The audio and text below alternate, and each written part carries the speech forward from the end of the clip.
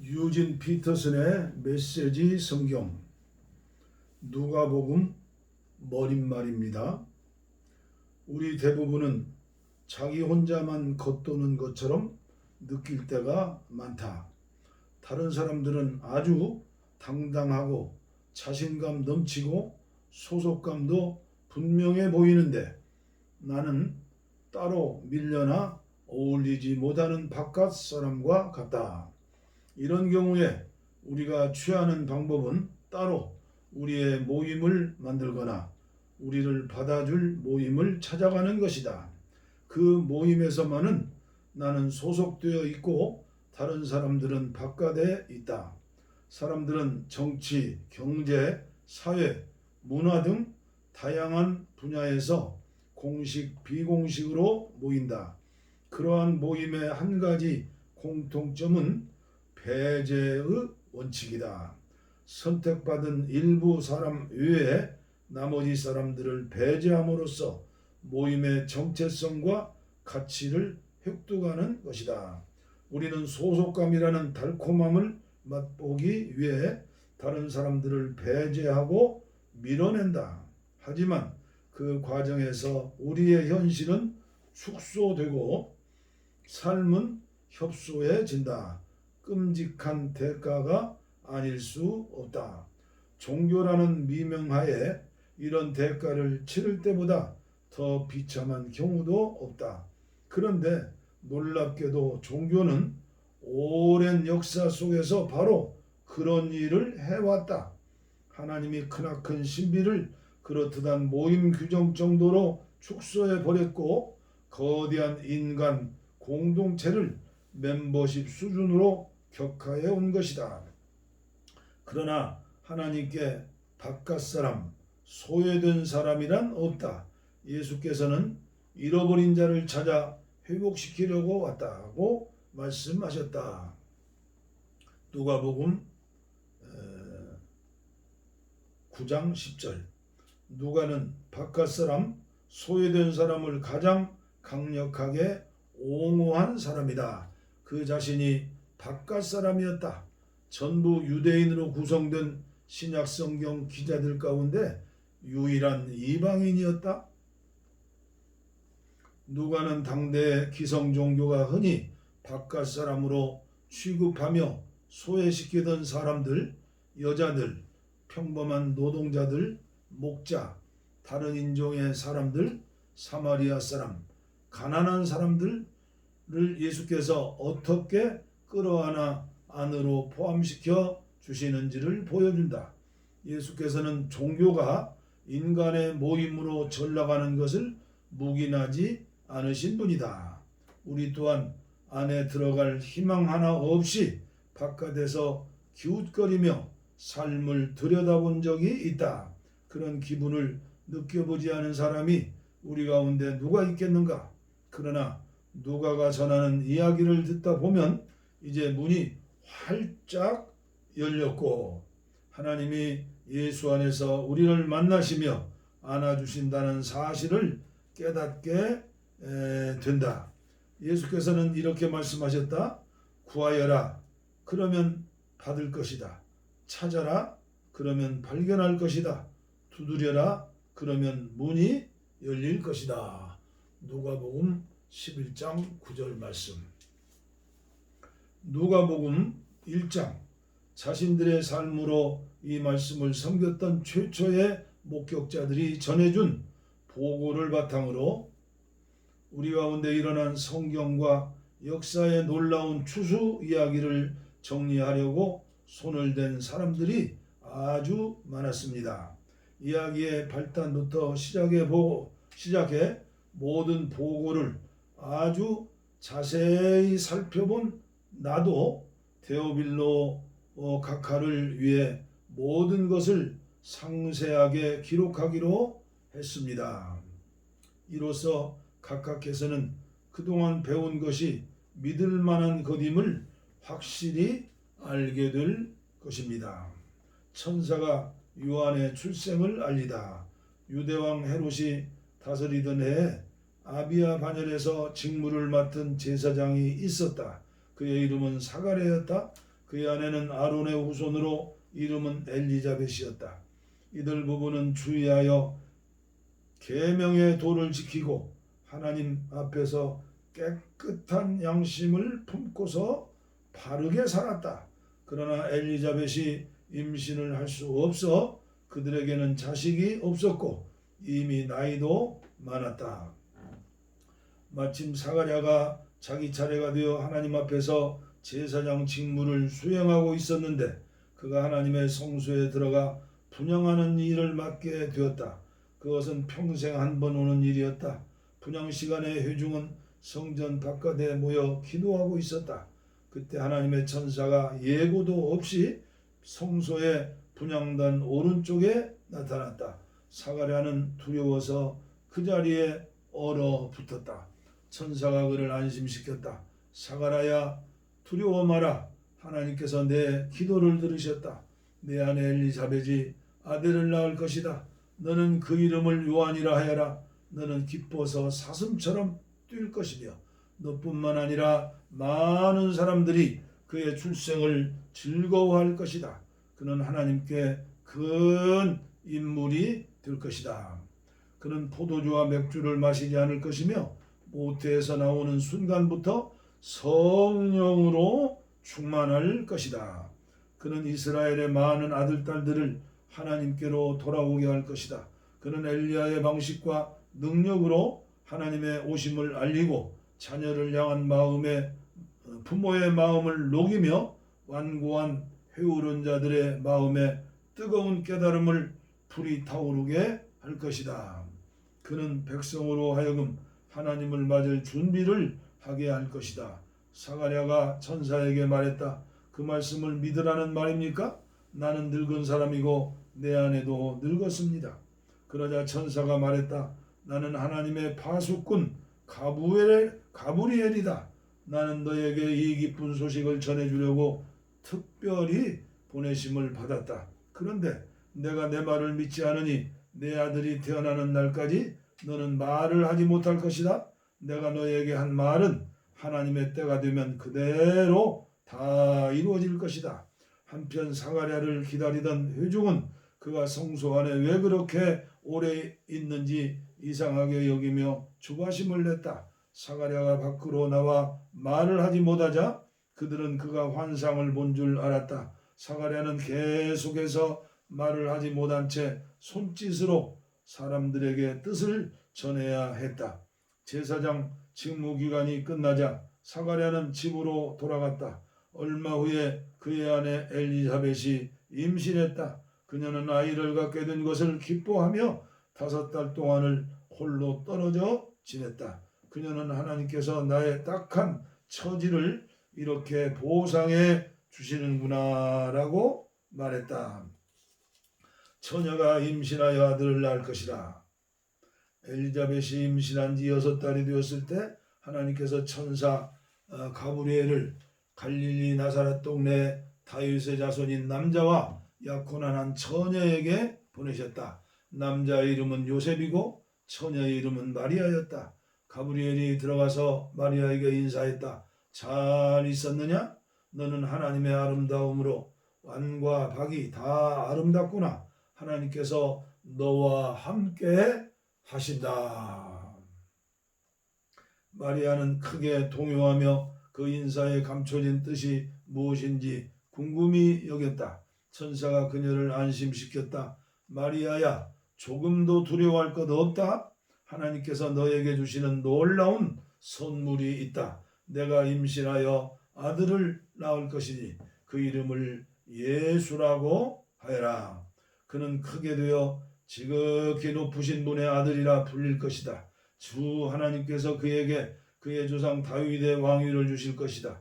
그는 영원히 야곱의 집을 다스리고 그의 나라는 영원 무궁할 것이다.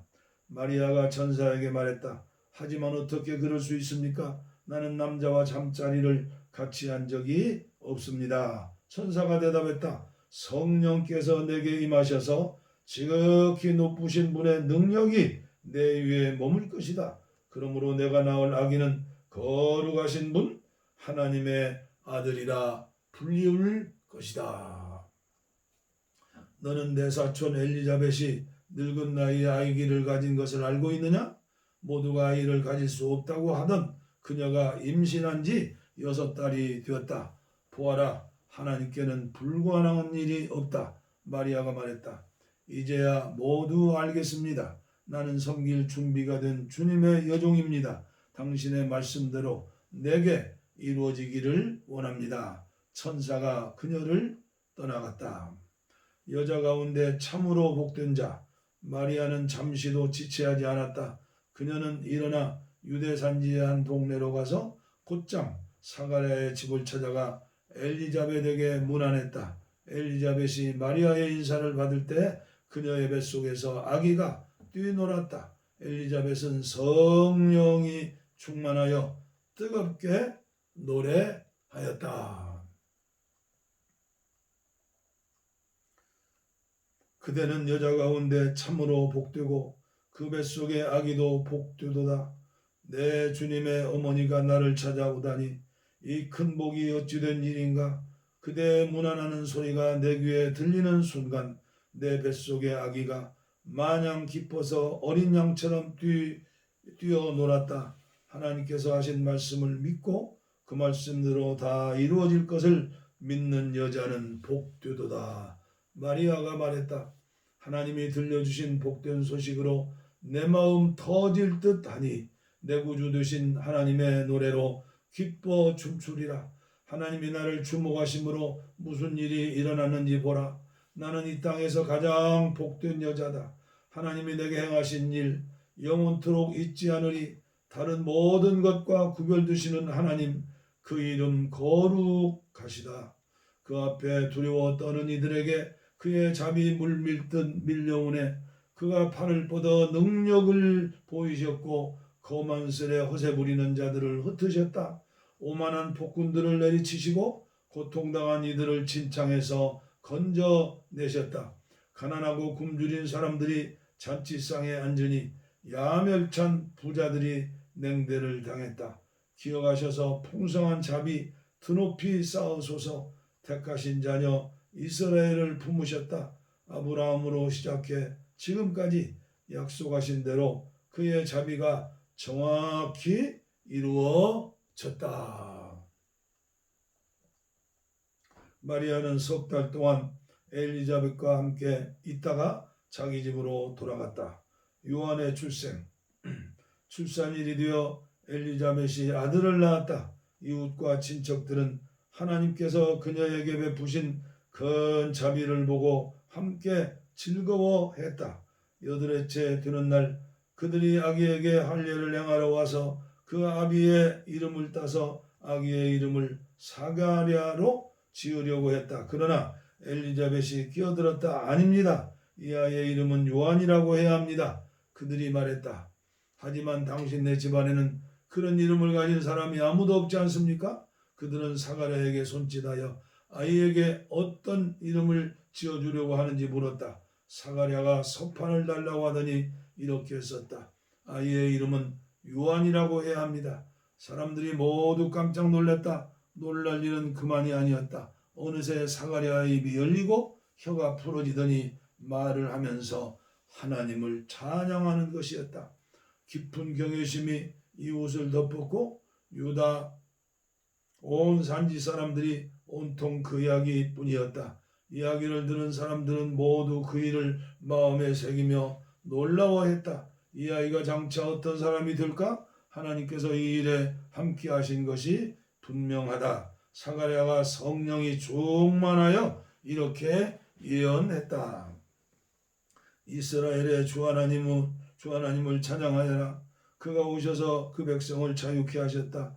그가 구원의 능력을 우리 삶의 중심에 그의 종 다윗의 집에 두셨으니 그의 거룩한 예언자들을 통해 오래전 약속하신 말씀 그대로 우리를 원수들과 우리를 미워하는 모든 손에서 건지셨다. 우리 조상에게 자비를 베푸셔서 말씀하신 것을 기억하고 행하셨으니 곧 우리 조상 아브라함에게 맹세하신 대로 적진에서 우리를 구하셨다. 우리로 하여금 세상 근심 없이 그분을 예배하며 사는 날 동안 그분 앞에 거룩하게 하셨다.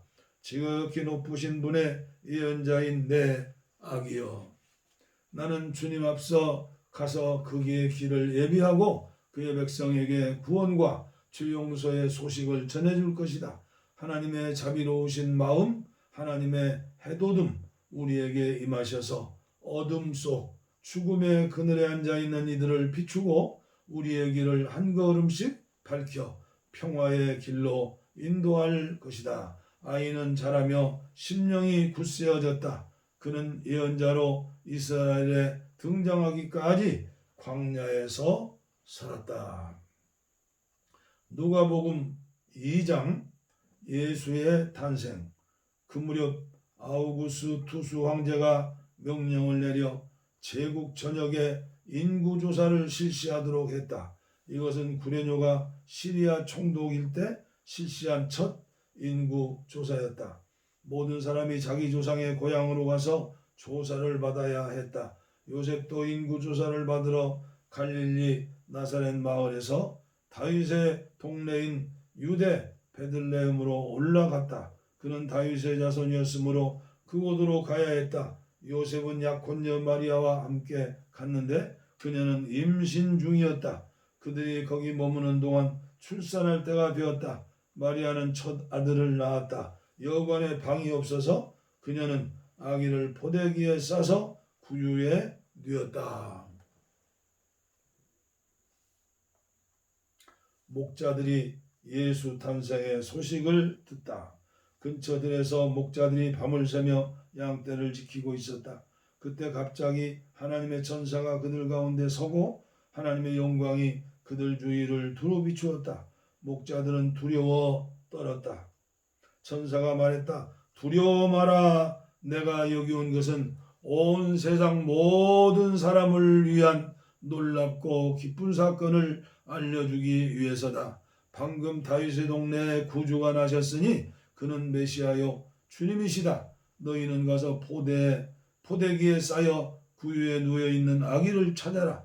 어느새 어마어마한 천사 합창대가 나타나서 그 천사와 더불어 하나님을 찬양했다. 높은 하늘에서는 하나님께 영광, 땅에서는 그분을 기쁘시게 하는 모든 사람에게 평화. 천사 합창대가 하늘로 물러가자 목자들이 서로 의논했다. 어서 베들레헴으로 가서 하나님이 우리에게 계시해 주신 것을 우리 눈으로 직접 보자. 그들은 이곳을 떠나 한달음에 달려가서 마리아와 요셉과 구유에 누워있는 아기를 찾아냈다. 목자들은 두 눈으로 직접 보고 믿었다. 그들을 만나는 모든 사람에게 천사들이 그 아기에 대해 해준 말을 전했다. 목자들의 이야기들은 사람들은 모두 깊은 감동을 받았다. 마리아는 이 모든 것을 마음 깊이 간직해 두었다. 목자들은 보고 들은 모든 것으로 인해 하나님께 영광과 찬송을 돌려드리며 벅찬 가슴으로 돌아갔다. 정확히 자기들이 들은 그대로 되었던 것이다. 아기 예수의 정결 예식, 여드레째 할례를 행할 날이 되어 아기의 이름을 예수라고 지었다. 이는 아기가 잉태되기 전에 천사가 전해준 이름이었다. 모세의 규정에 따라 정결 예식을 치를 날이 되자 마리아와 요셉은 아기를 데리고 예루살렘으로 올라갔다. 어머니의 태에서 처음 난 남자는 누구나 하나님께 거룩한 제물이 되어야 한다고 규정한 하나님의 율법에 따라 아기를 하나님께 바치려는 것이었다. 또한 하나님의 율법에 정한 대로 산비둘기 한 쌍이나 지피들기 새끼 2마리를 희생제물로 드리려는 것이었다. 당시 예루살렘에 시므온이라는 사람이 있었는데 그는 이스라엘이 구원받기를 바라고 기도하며 살아온 선한 사람이었다. 성령께서 그 사람 위에 머물러 계셨다. 일찍이 성령께서 그가 죽기 전에 하나님의 메시아를 볼 것이라고 그에게 일러주셨다. 시므온은 성령께 이끌려 성전으로 들어갔다. 마침 아기 예수의 부모가 율법에 규정한 예식을 행하려고 아기를 데려왔다. 시므온은 아기를 품에 안고 하나님을 찬양했다. 하나님 이제 이 종을 놓아주시되 약속하신 대로 저를 평안히 놓아주셨습니다. 제 눈으로 주님의 구원을 보았고 모든 사람이 볼 수 있도록 밝히 드러났습니다. 이는 이방 나라들에게 하나님을 계시하는 빛이요 주님의 백성 이스라엘에게는 영광입니다. 예수의 부모는 이 말에 놀라서 아무 말도 하지 못했다. 시므온이 그들을 축복하면서 어머니 마리아에게 말했다. 이 아기는 이스라엘 가운데 많은 사람들의 실패와 회복의 표이자 오해와 반대를 받는 인물, 당신의 마음을 칼로 찌를 고통입니다. 그러나 그 거부는 오히려 그들의 가면을 벗겨내어 마침내 하나님께서 그들의 실체를 드러내실 것입니다. 아셀 지파 바누엘의 딸인 예언자 안나도 거기에 있었다. 안나는 나이가 아주 많았다. 그녀는 결혼하고 7년 만에 혼자 된 이후로 84살이 되도록 과부로 살았다. 안나는 성전 경내를 떠나지 않고 금식하고 기도하며 밤낮으로 하나님께 예배를 드렸다. 시므온이 기도하고 있는 바로 그때 안나가 나타나 하나님께 찬송을 드리면서 예루살렘의 해방을 간절히 기다리는 모든 사람에게 이 아기에 대해 이야기해 주었다. 마리아와 요셉은 하나님의 율법을 규정한 일을 다 마치고 갈릴리에 있는 자기 동네 나사렛으로 돌아왔다. 거기서 아이는 튼튼하고 지혜롭게 자랐다. 하나님의 은혜가 그 아이 위에 머물러 있었다. 성전에서 아이 예수를 찾다. 해마다 유월절이 되면 예수의 부모는 예루살렘으로 순례길을 떠났다. 예수가 12살 되던 해에 그들은 늘 하던 대로 유월절을 지키러 올라갔다. 절기가 끝나 집으로 돌아갈 때 아이 예수는 예루살렘에 남아 있었지만 부모는 그 사실을 몰랐다. 그들은 순례자의 무리 어딘가에 아이가 있겠거니 생각하고 꼬박 하루길을 가서야 친척과 이웃 가운데에서 아기 예수를 찾기 시작했다. 하지만 아이가 보이지 않자 그들은 아이를 찾으려고 예루살렘으로 되돌아갔다. 이튿날 예수의 부모는 성전에서 아이를 찾았다. 아이는 선생들 틈에 앉아서 그들이 하는 말을 듣기도 하고 질문하기도 했다. 선생들은 아이의 예리한 답변에 감탄하며 다들 아이에게 사로잡혀 있었다. 그러나 부모는 감탄하지 않았다. 그들은 화가 나서 마음이 상해 있었다. 어머니가 말했다. 얘야, 왜 이렇게 했느냐? 내 아버지와 내가 너를 찾느라 정신이 없었다. 아이가 말했다. 왜 저를 찾으셨습니까? 제가 여기 있으면서 제 아버지의 일을 해야 할 줄을 모르십니까? 그러나 부모는 아이가 무슨 말을 하는지 깨닫지 못했다. 아이는 부모님과 함께 나사렛으로 돌아와 부모에게 순종하며 살았다. 아이의 어머니는 이 일을 마음속 깊이 간직해 두었다. 예수는 하나님과 사람들의 축복을 받으며 몸과 마음이 자라며 장성하였다. 삶을 고치는 세례.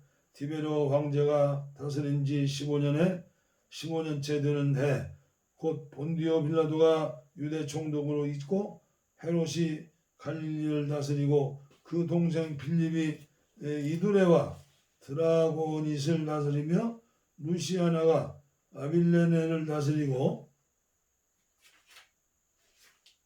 안나스와 가야바가 대제사장으로 있을 때 사가랴의 아들 요한이 광야에 있다가 하나님의 메시지를 받았다. 그는 요단강 주변 지역을 두루 다니며 삶을 고쳐 죄 용서함을 받는 세례를 선포했다. 그것은 예언자 이사야의 글에 기록된 대로였다. 광야에 외치는 소리여 하나님을 오심을 준비하여라. 길은 평탄하고 곧게 하여라. 패인 곳이 메워지고 솟은 곳이 평평해지며 우회로는 곧은 길을 되고 흙길로 포장될 것이다. 모든 사람이 거기서 하나님의 구원 행렬을 볼 것이다. 세례가 인기 있는 일이 되다 보니 사람들이 무리지어 세례를 받으러 나왔다. 요한은 그들에게 버럭 소리를 질렀다. 뱀의 자식들아, 이 강가에서 슬그머니 내려와서 무엇을 하려는 거냐? 너희의 뱀 가죽에 물을 좀 묻힌다고 하나님의 심판을 비껴갈 것 같으냐? 바꿔야 할 것은 너희 겉가죽이 아니라 너의 삶이다. 아브라함을 조상으로 내세우던 다 통할 것이라고 생각하지 마라. 아브라함의 자손인 것과는 아무 상관도 없는 일이다. 흔해 빠진 것이 아브라함의 자손이다. 하나님께서 원하시는 돌들로 아브라함의 자손을 다스릴 수 있다. 중요한 것은 너희 삶이다. 너희 삶은 푸르게 꽃 피어있느냐? 말라 죽은 가지처럼 땔감이 되어 버리고 말 것이다. 요한이 말했다. 요시 두음을 있거든 한 편은 나누어 주어라. 음식도 똑같이 그대로 하여라. 요한이 그들에게 말했다. 더 이상 착취하지 마라. 법에 정한 만큼만 세금을 거둬라. 군인들도 그에게 물었다. 우리는 어떻게 해야 합니까? 요한이 그들에게 말했다. 억지로 빼앗거나 협박하지 마라. 너희가 받은 봉급으로 만족하여라. 봉급으로 만족하여라. 어느새 사람들의 관심이 고조되고 있었다. 그들은 모두 이 요한이 혹시 메시아가 아닐까 하고 궁금해하기 시작했다. 그러자 요한이 끼어들었다. 나는 이 강에서 세례를 주고 있다. 이 드라마의 주인공은 너희 안에 천국의 삶과 불과 성령을 발화시켜 너희를 완전히 바꾸어 놓으실 것이다. 그분께 비하면 나는 잔심부름꾼에 지나지 않는다. 그분은 집을 깨끗이 하실 것이다. 너희 삶을 대대적으로 정리하실 것이다. 그분은 참된 것은 모두 하나님을 제자리에 두시고 거짓된 것은 모두 끄집어내어 쓰레기와 함께 태워버리실 것이다. 그 밖에도 많은 말을 들려주셨는데 사람들에게 힘이 되는 말, 용기를 북돋아주는 말이었다. 메시지였다. 그러나 자기 동생 빌립의 아내 헤로디아의 일로 요한에게 책망을 받고 마음에 찔렸던 통치자 헤롯은 자신의 수많은 악한 행동에 한 가지 악행을 더했다. 요한을 감옥에 가둔 것이다. 사람들이 모두 세례를 받은 후에 예수께서 세례를 받으셨다. 예수께서 기도하실 때 하늘이 열리고 성령이 비둘기같이 그분 위에 내려오셨다. 성령과 더불어 한 음성이 들려왔다. 너는 내가 사랑으로 선택하고 구별한 내 아들, 내 삶의 전부다. 아담의 아들, 하나님의 아들.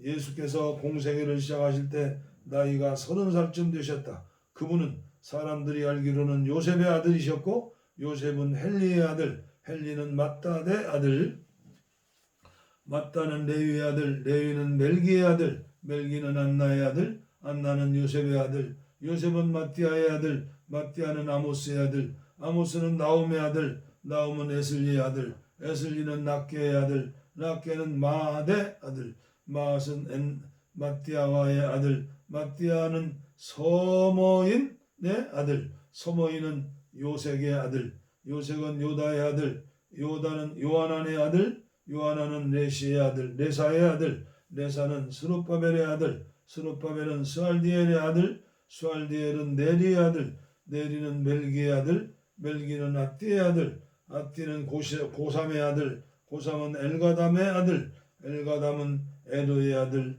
에르는 예수의 아들, 예수는 엘리에게서의 아들, 엘리에게서 요림의 아들, 요림은 맏닷의 아들, 맏닷은 레윗의 아들, 레위는 시몬의 아들, 시몬은 유다의 아들, 유다는 요셉의 아들, 요셉은 요남의 아들, 요남은 엘리야김의 아들, 엘리야김은 멜레아의 아들, 멜레아는 맨나의 아들, 맨나는 맏다디의 아들, 맞다. 나는 나단의 아들, 나단은 다윗의 아들, 다윗은 이새의 아들, 이새는 오벳의 아들, 오벳은 보아스의 아들, 보아스는 살몬의 아들, 살못은 나손의 아들, 나손은 아비나답의 아들, 아비나답은 아드민의 아들, 아드민의 아들은 아니의 아들, 아니는 헤스론의 아들, 헤스론은 베레스의 아들, 베레스는 유다의 아들, 유다는 야곱의 아들, 야곱은 이삭의 아들, 이삭은 아브라함의 아들, 아브라함은 데라의 아들, 데라는 나홀의 아들, 나홀은 수룩의 아들, 수룩은 수루의 아들, 수루는 벨렉의 아들. 지금은 하나님이 일하시는 해라고 선포하게 하셨다. 예수께서 두루마리를 맡아 그 맡은 사람에게 돌려주시고 자리에 앉으셨다. 회당 안의 시선을 일제히 그분께 모여졌다. 그러자 예수께서 이렇게 말문을 여셨다. 방금 너희가 들은 성경 말씀이 역사가 되었다. 이 성경 말씀이 바로 지금 이 자리에서 이루어졌다. 예수께서 어쩌나 말씀을 잘 하시는지 보고 듣던 사람들이 모두 놀랐다. 그러나 한편으로는 이렇게 말했다.